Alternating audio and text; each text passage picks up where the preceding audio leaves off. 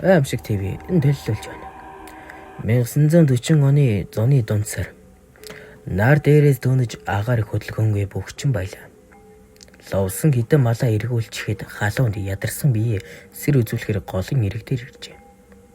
Тэрээр цангаагаа тайлан голын бүлийн усаар нүүр гараа шавшин сутал алсад нэгэн морьтой хүн харагдана. Тэр нь дүүний зэргийн анд болох бунцэг байв. Бунцэг дөгөж ирээд морио чөдөрлөгцөөл ловсон төлөөд өгөж. За андам нэ хизээ ирэв. Энэ чамаг эзгүй хоогоор энэ гол орчимд сонин ихтэй байна. Шүү гэж яриа өтөхөд бунцэг өтгөн сахлаа илбэн. Өчтөр бүрийгээр ирлээ. Муусан шарах уулзнуудыг хөөсөр сүултээ гэр орнооч мартах өгөж. Хэмээн хариулв. Ловсон дээлнийхээ ингээс дайлантай өөрийг гаргаж замын сонин сайхнаас дуулгаач гээд өөрөглөхөр сар байхад бунцэг тамиглах зураа. Манай нүлцийн гарахныг даваад нэг баян хятад өвгөн гэр барьчихсан байлээ. Нэг очиж үзье гэж бодсон ч ганцаараа зургилсангүй. Ингээв. Ловсонгийн царай нь ховсгийн манай нутагт тэр өмхий хятад ямар атгах санаа өөрлөж ирсэн юм бол хоёулаа өнөөш нь очиж үзье гэхэд бунцэг дөрөмчхон байртай. Орой гэж байхаар одоо мордъё. Энд малаа эргүүлчихсэн юм чинь шууд явахд болох биш үү? Гэж тушаангүй асуухад ловсон өгдөггүй толгойд өгв. Хоёр ир хатруусаар хятад өвгөний гадна иртэл баян хүн байх нь битгий хил навсаа залбайсан нөгөөс болсон жижиг боргэр байх нь тэр.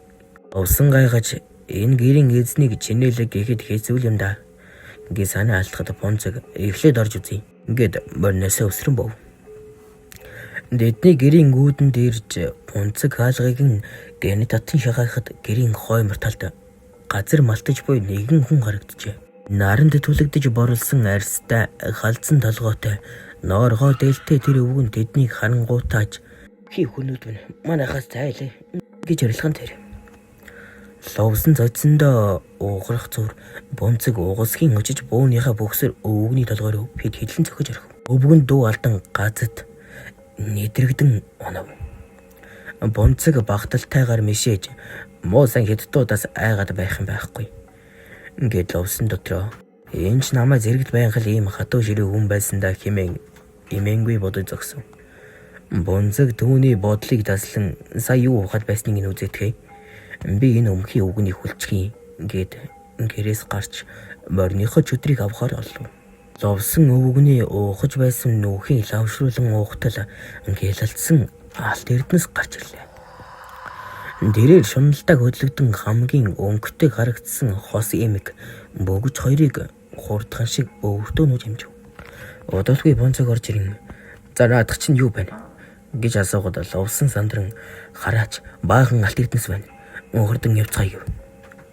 Дэд өвгөний хүлээтэй жигээр нь орхиод гэрээс гарах гэтэл ардна. Их хүний гэмээргүй аимшигтай зуурайдсан хоолой хадлаа. Овсон эргэж гарахаас ч зүрхшин мориндоо мордон дагив. Аимшиг ТV төлөвлөл.